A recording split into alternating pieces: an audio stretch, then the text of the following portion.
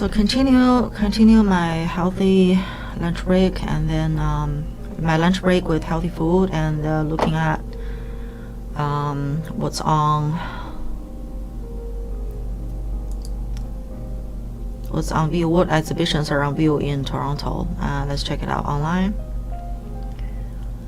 Must-see exhibitions in Toronto: Monet, the immersive experience located at 30 Hanover Road.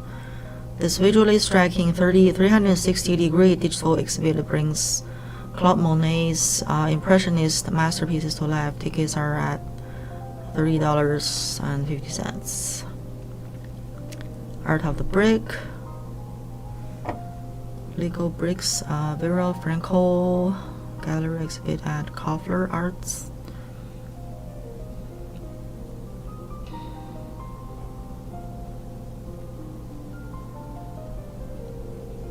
We already looked at several of the exhibitions online at AGO, Museum of Contemporary Art, MoCA. I wonder what's going on at the ROM, the Royal Ontario Museum. I believe it has a new name now. Art exhibitions at ROM Toronto. Now, Royal Ontario Museum. Okay, let's see.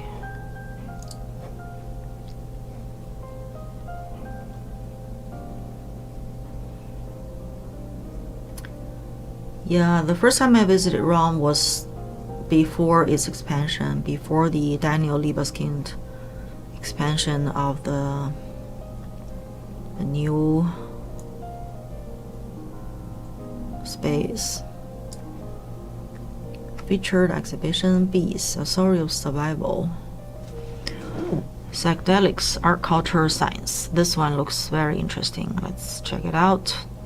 It's on until December 2026, so it's gonna run for the whole year. Okay, let's follow the rabbit.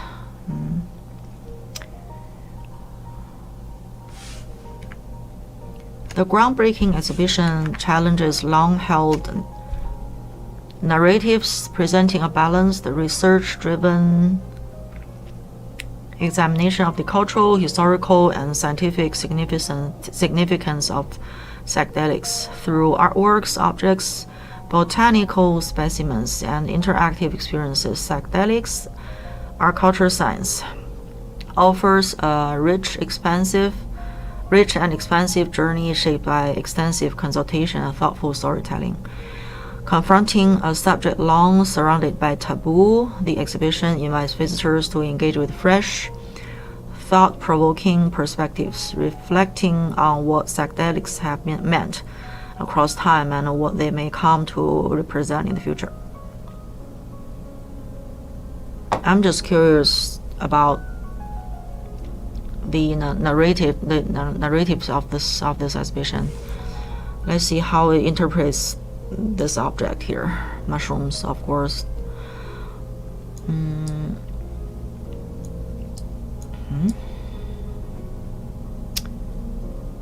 Fly agaric mushrooms.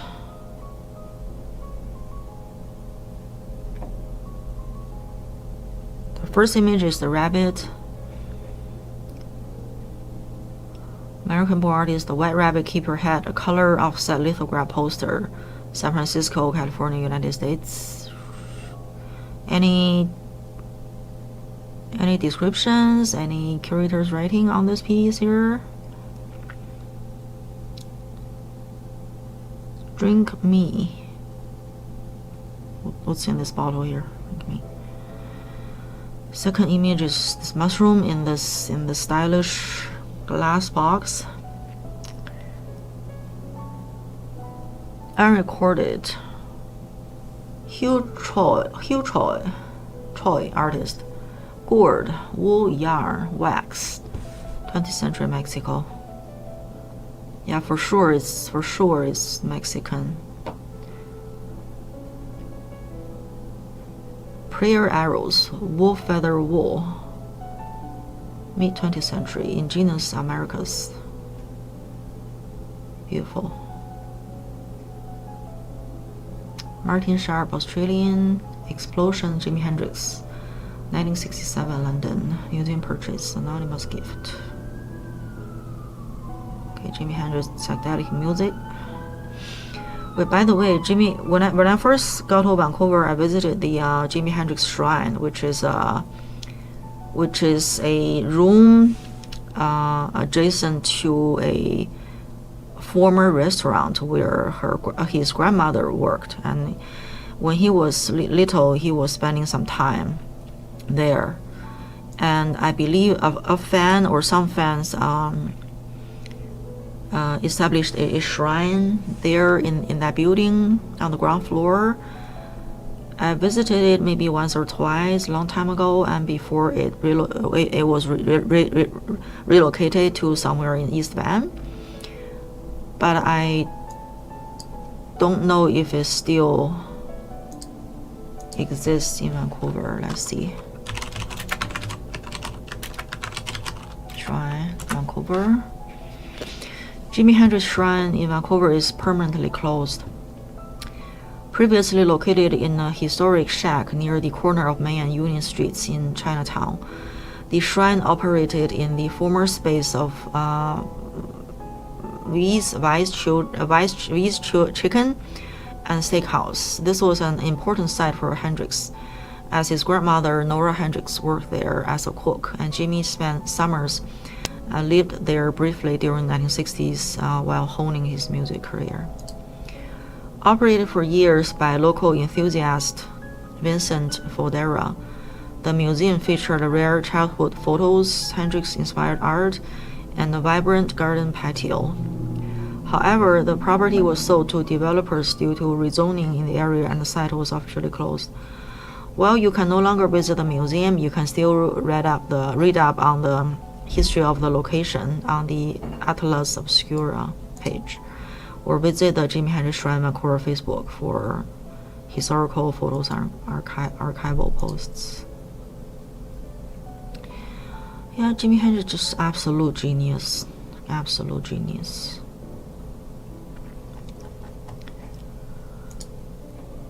Jimi Hendrix Shrine. Yeah, that was the facade of the building on Main Street, and there was a patio garden.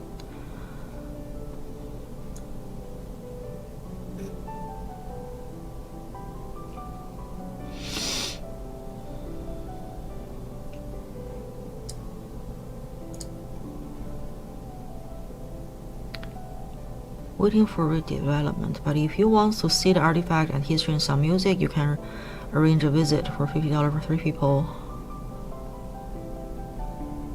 It's the old address.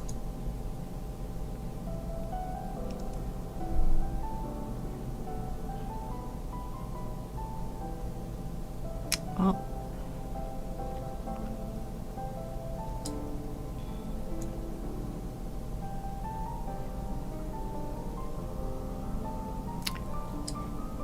You just don't know where genius come from.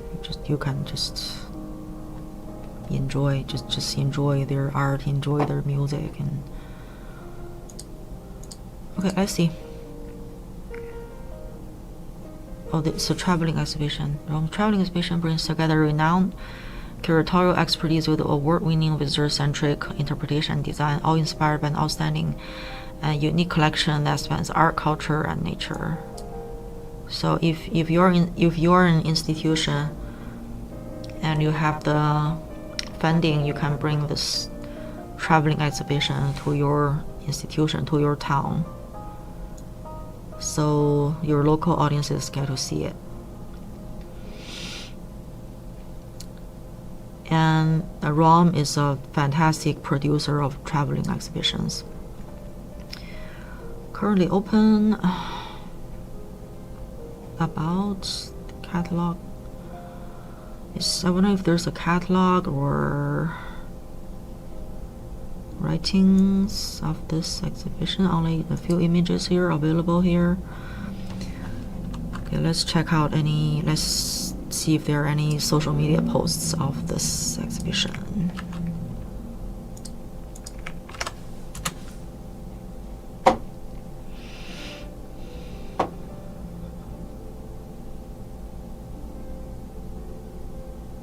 There's an Instagram video.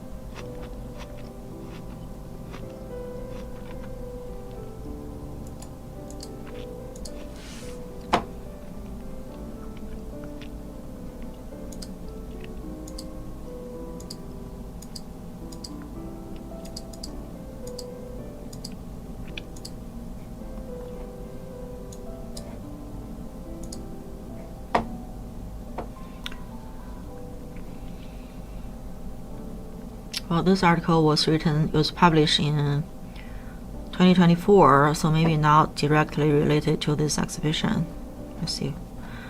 The evolution of modern psychedelic art, from indigenous art to trippy Instagram visuals and everything in between. Here's a breakdown of the history of modern psychedelic art. This one is Net of Being by Alex Gray. I'm staring ahead at two tigers leaping through the sky, approaching a naked woman who is lying blissfully unaware on a floating block of ice. It's Dali's famous 1944 painting, succinctly titled Dream Caused by the Flight of a Bee Around a Pomegranate, a second before awakening.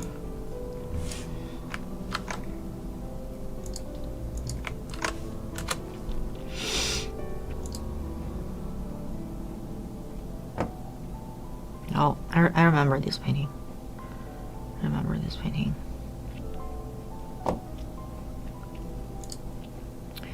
A year before this painting was completed, on April 19, 1943, Swiss chemist Albert Hofmann first ingested LSD and discovered its psychedelic properties.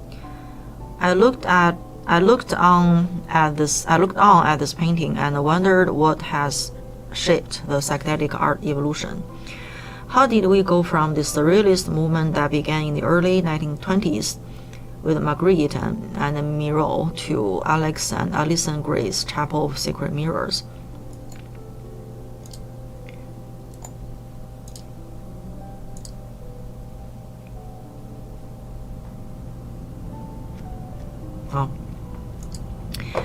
Or Beeple's social contemporary through absurd imagery. How has our mode of consuming this very art changed?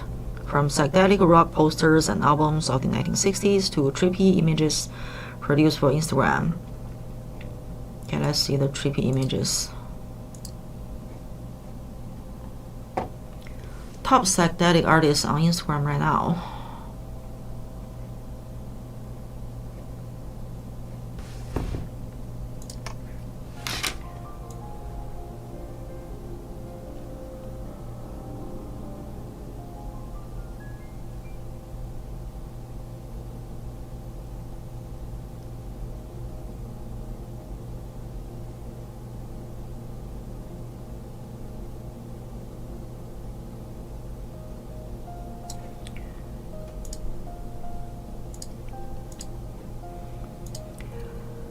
How has the art of indigenous cultures influenced and shaped the art we turn to today? First, I want to define what we mean by psychedelic art. Any piece of artwork can feel psychedelic. If you take a tab of acid and head to an art museum, that will certainly help. But what makes a piece feel inherently psychedelic relies on two factors: the distinctive, unique, colorful style and composition, as well as the feeling that arises from a familiar idea or reality being subverted. It forces you to look at the world, as well as yourself, from a new perspective and feel more deeply connected to the universe around you.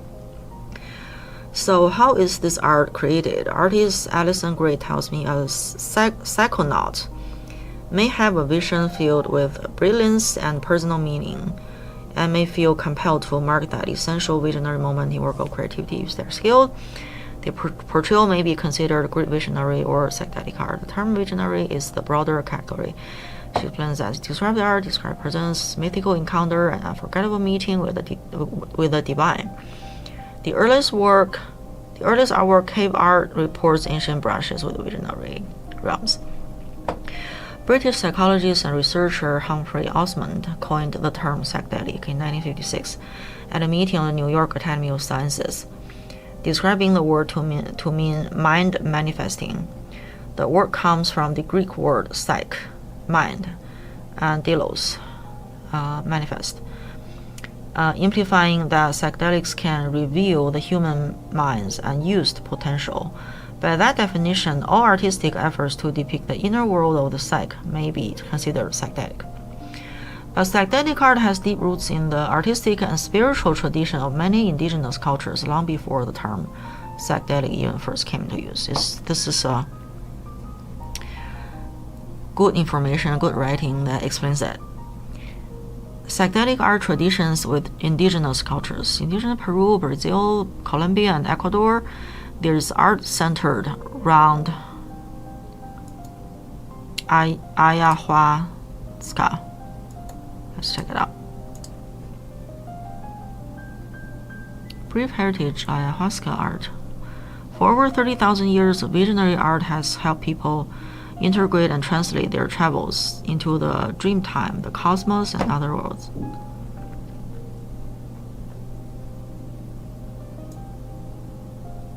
This must be contemporary.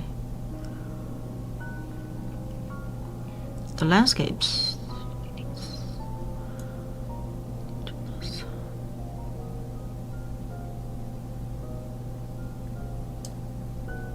Mural.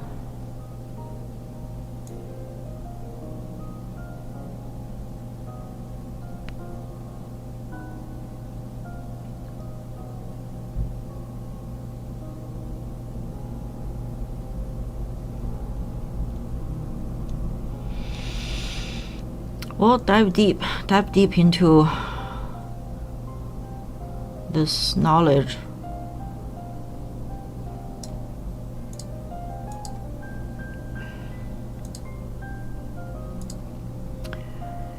Indigenous culture, communication with the spiritual world. Shaman and celebrated artist was renowned for this vibrant painting depicting vision. Grew up in the Amazon jungles for nature and vibrant life. Yeah, when you face your limited conception, your limited knowledge or scope of your life, you turn to the unknown. Tend to you look up or look inside to look for answers.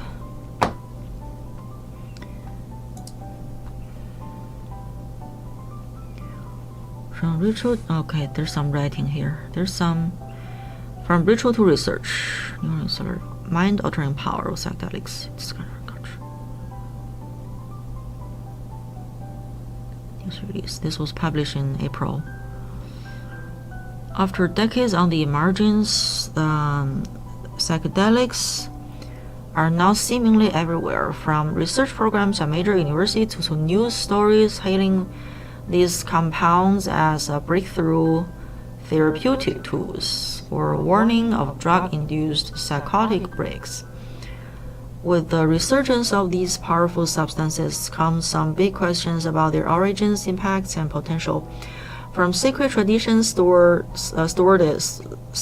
over millennia to current mental health studies, psychedelics mean many things to many different people, and how we understand these perception-shifting compounds has critical implications for how society today. I'm glad Rom is exploring this topic through art.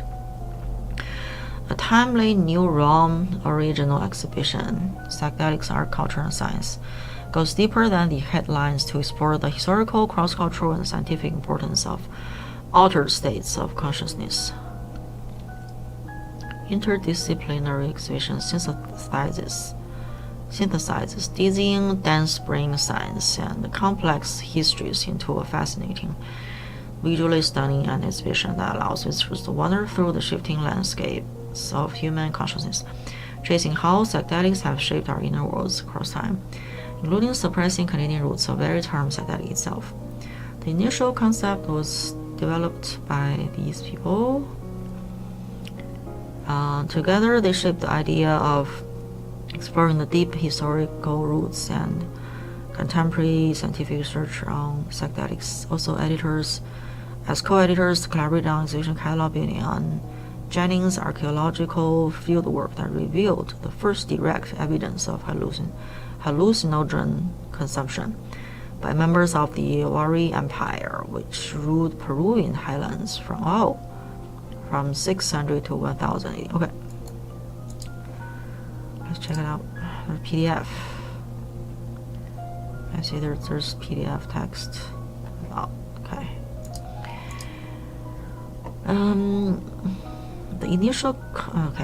To create an exhibition focused on such a multifaceted topic spans through thousands of years of cultural scientific history, Rom drew on the input and expertise of a group of more than 30 Canadian and international subject matter experts and community advisors. By foregrounding diverse cultural practices and exhibition aims to understanding, presented faces that echo the journey of psychic experience. I see. Vision invites users to expand their minds by considering key questions spanning the history of science.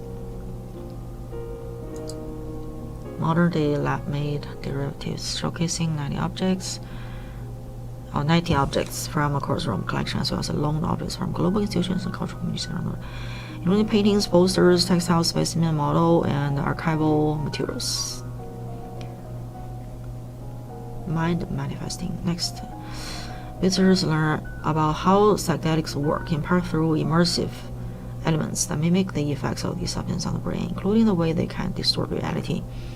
The role of medical research in the reappearance of psychedelics in mainstream discourse is also highlighted as universities, hospitals, and other institutions investigate the potential ability of these drugs to disrupt rigid, repetitive thought patterns.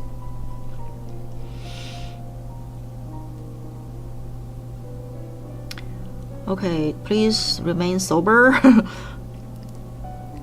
Remain sober when you do anything. Don't miss a thing. Get the latest information on exhibition programs.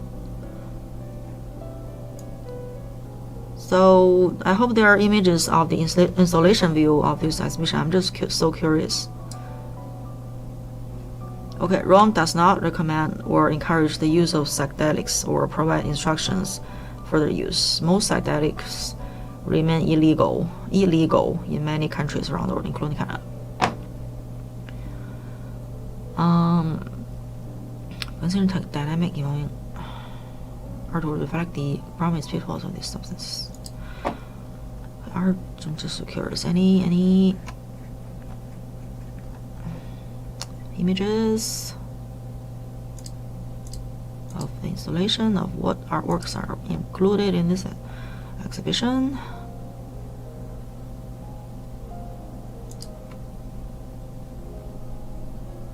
Cosmic state.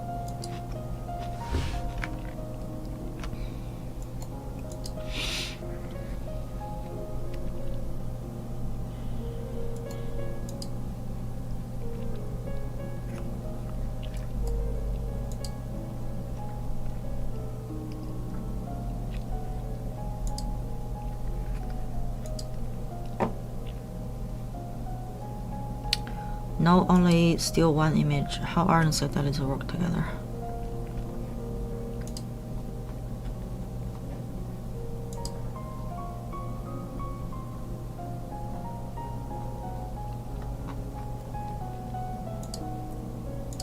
Well, can't find any. Maybe that this exhibition does not allow photos inside the gallery. So, okay, let's see what's on. Rum After Dark. So museum nights, bees.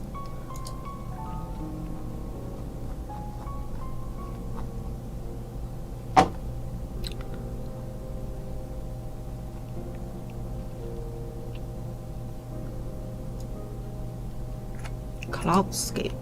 Looks like a installation.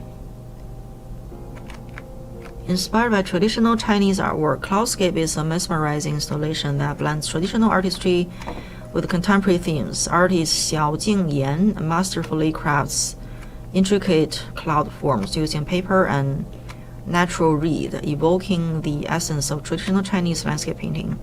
This awe-inspiring work presents a complex interplay of water and cloud motifs that challenge our perception of the natural world. Immerse yourself in Yan's floating masterpiece, where each sculpted cloud tells a story of cultural heritage and environmental consciousness, and invites us to reflect on our relationship with nature. This artist Yan, she showed. I saw her works in Vancouver before at solo shows and group shows. She was in a group show called Dabao at Curator Gallery a few years ago. Just remarkable, and brilliant work, and I believe this artist Yan is based in Toronto. Explore the cultural exchange between China through a filter of takeaway culture. This show was 12 years ago at Surrey Art Gallery in Vancouver. So I believe Xiao Jingyan had a piece of hanging ceramic soup spoons in the shape of ancient Chinese bridge. To find out more about it, just want to show you guys what her works look like.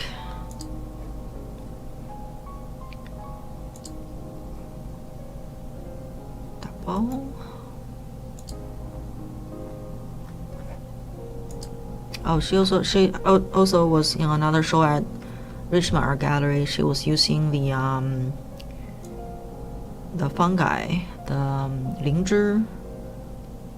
These are the hanging ceramic spoons, Chinese soup spoons in the shape of a bridge or arch.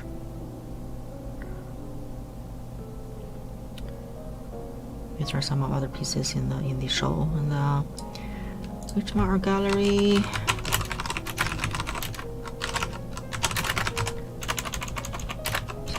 And she was growing the fungi inside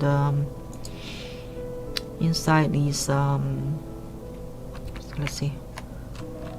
In this meditative installation, Ontario artist Xiao Jingyan navigates natural and cultural realms deeply grounded in Chinese philosophies, myth, and folklore, combining two bodies of work that arrive from classical Chinese ink wash paintings and portrait sculpture.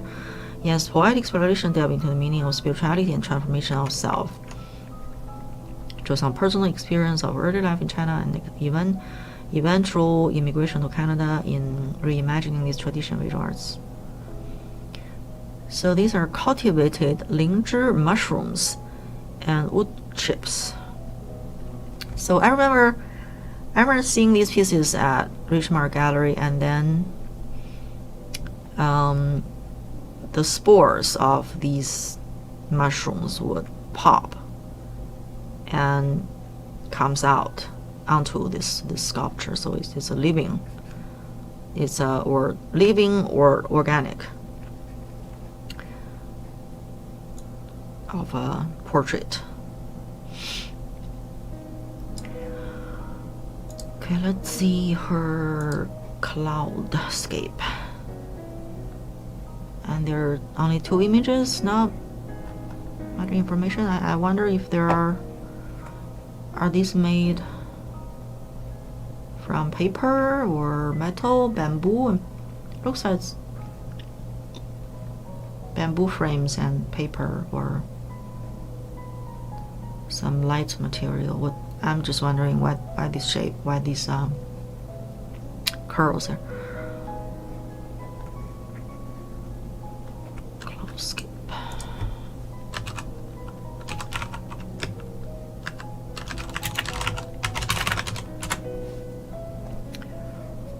Okay, she has a website.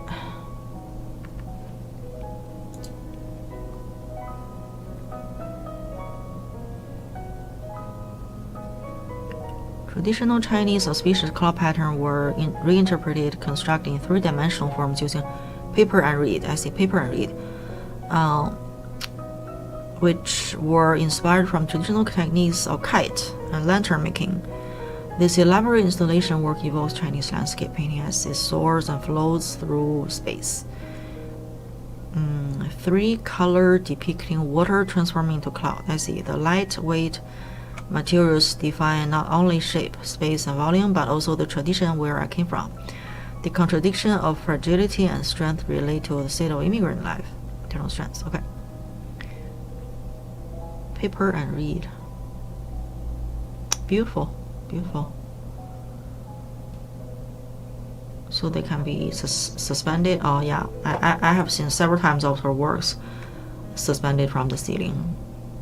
She was also giving a PowerPoint presentation of her previous works that I remember. She was showing the images of pearl, suspended pearls, but in 3D format they form a Buddha shape.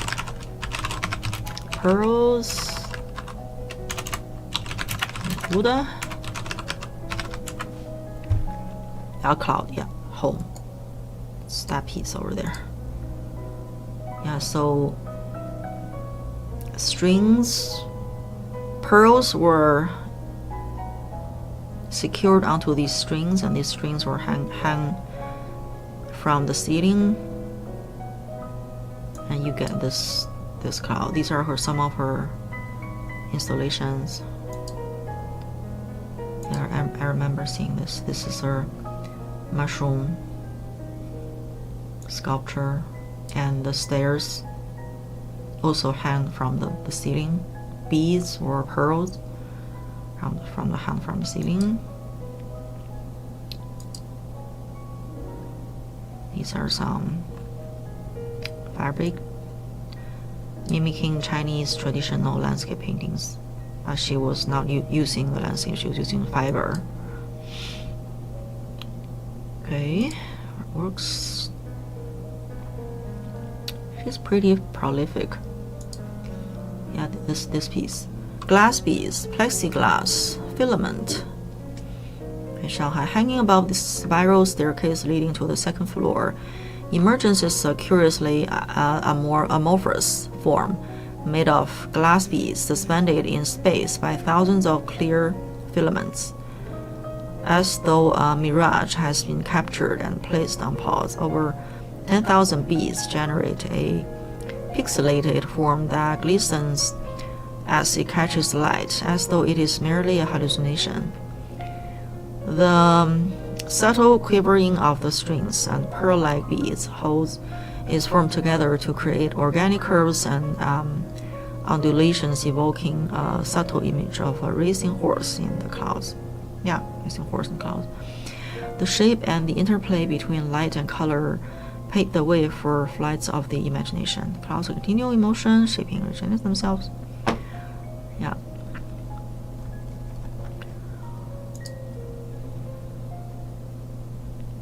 Underground sun. Let's see. New installation. Currently on view at Milliken Mills Park in Markham, Ontario, Canada. The underground sun is a living drawing set into a 2,500 square foot civic lawn in Markham. I plant a mycelium-like pattern with native Ontario species that flower in yellow from early spring through the late fall. Instead of stripping turf, we insert plants into the existing lawn.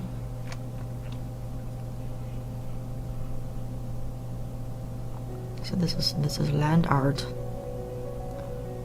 Land art. Let's see.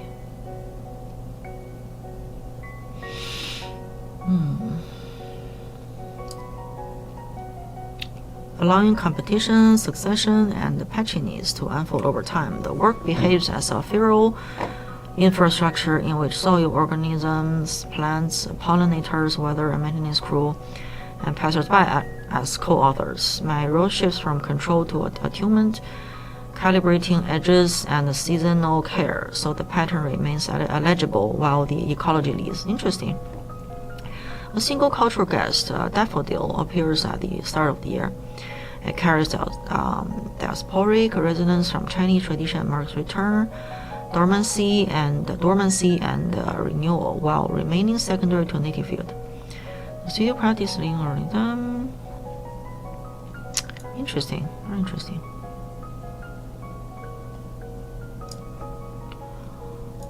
Okay, let's go back to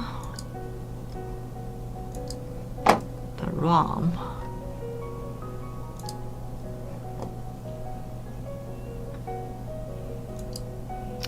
What's on exhibitions? Bees. Shokan mature encounters in Japanese. Crawford Lake, layers in time. Just curious about this exhibition. Parties Canada Strong Pass program. Okay. A quiet lake in Ontario is making a lot of noise. Let's see. Sediments from the bottom of a small lake in Ontario revealing a remarkable record of how our impact on the planet.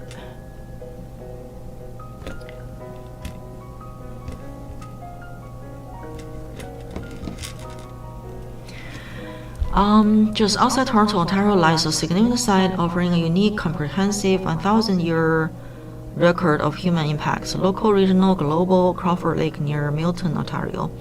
The lake has intrigued scientists for decades, and research on sediments at the bottom of the lake has identified it as having the best record of humanity's impact on the planet. This led to the lake's selection as the Golden Spike, definitive marker showing where one epoch ends and another begins. A candidate for a proposed new epoch on the geologic timescale, the Anthropocene. Really? Learn about the effects on the land water when indigenous communities started growing food in the 13th century, the impacts of 19th century European settlement, the nuclear age, and more. Through the study of the lake's unique way, varved sediments, thin, alternating layers of calcite and organic sediment marking each year, similar to tree rings. Scientists have been able to chronicle nearly 1,000 years of human-caused and natural. Oh my God, it's interesting. Change it to the present day, showcasing indigenous belongings and subtler objects, example of local introduced plants, historical documentation, related artworks, core samples, and more. Crawford Lake, layers in time are engaging, combining local community life. This is so interesting. Are there any images of this exhibition?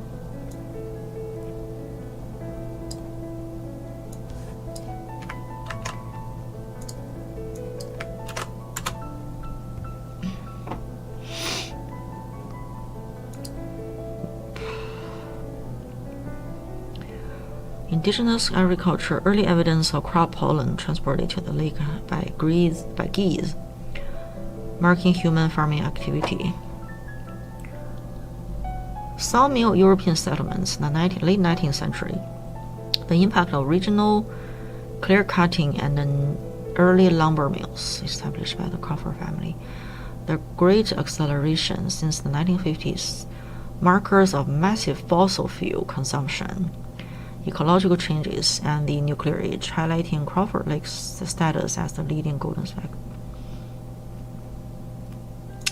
Would you like to know more about the visiting hours? Crawford Lake.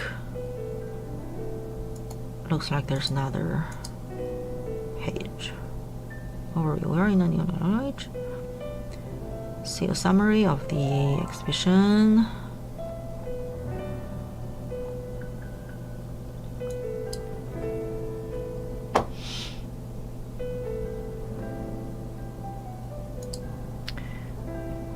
thematic organization. This is the core layer. Let's see.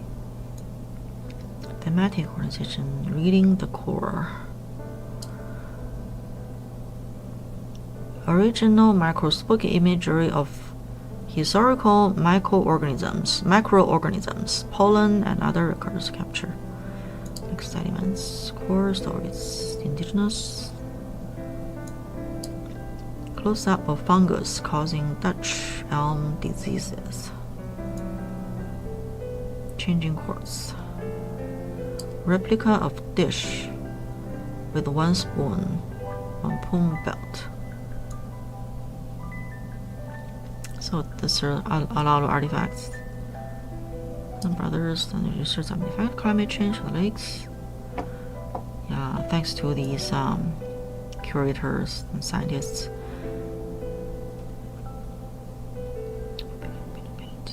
Oh, core. I see. Interesting. You guys should check it out. Rome is not only an art museum, it also shows natural history and other aspects of the human civilization. So, connection stations, installation.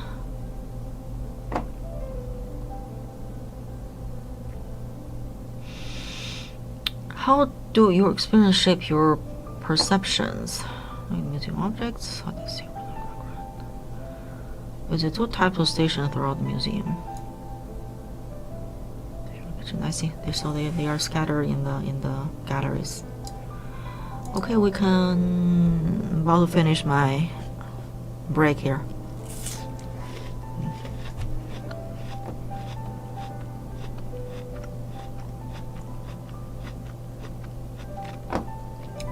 So maybe tomorrow we'll look at the bees exhibition. This is a bumblebee.